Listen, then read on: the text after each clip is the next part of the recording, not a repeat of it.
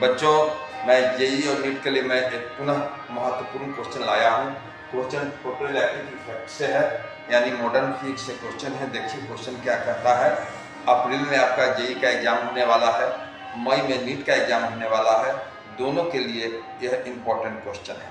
देखिए क्वेश्चन कहता है कि when a monochromatic light of frequency nu by 4 is incident on the metallic surface, then stopping potential is found to be V naught by 9.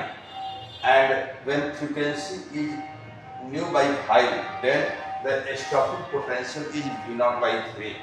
Then stopping potential V naught by, if mu naught equal to x starts 3 means x to the power 1 by 3 nu, then find the value of x। तब x का value क्या होगा? बेटा यह बहुत ही अच्छा और बहुत ही इंपॉर्टेंट क्वेश्चन है।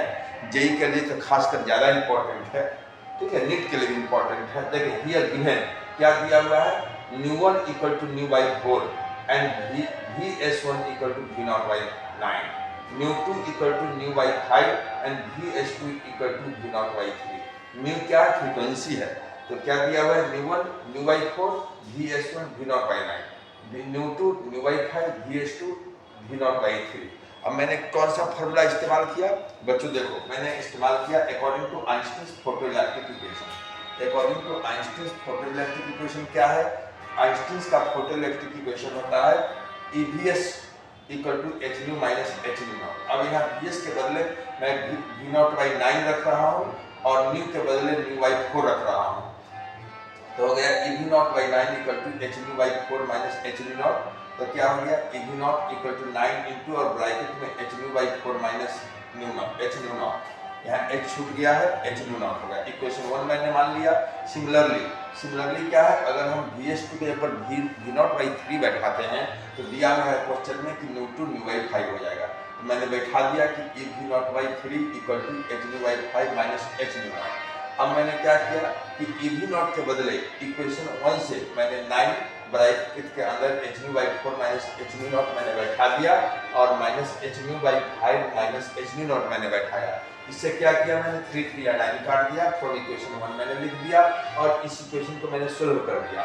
सोल्व करने के बाद क्या है, 3h nu by 4 minus 3h nu naught equal to h nu by 5 minus h nu naught. Solve करते ही हमको आ गया nu naught equal to 1 by 4 new.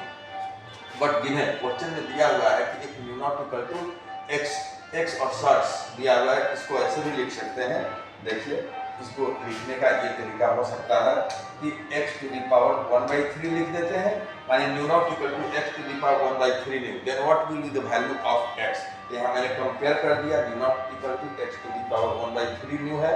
तो कंपेयर करने पर x to the power 1 by 3 1 by 4 आ गया। क्यूबिंग बोथ साइड्स करेंगे तो x to the power cubing करेंगे तो x इक्वल टू 1 बाई 64 आ जाएगा। क्योंकि x to the power 1 by 3 1 by 4 है, क्यूबिंग करने पर x इक्वल टू 1 बाई 64। ये आंसर आ गया। जेई के बच्चों के लिए, अप्रैल के लिए बहुत ही इंपॉर्टेंट क्वेश्चन है। ऐसे भी मॉडर्न फिजिक्स सबसे इंपॉर्टेंट है, हाईली रिपीटेड टॉपिक्स है और ये क्वेश्चन भी इंपॉर्टेंट है।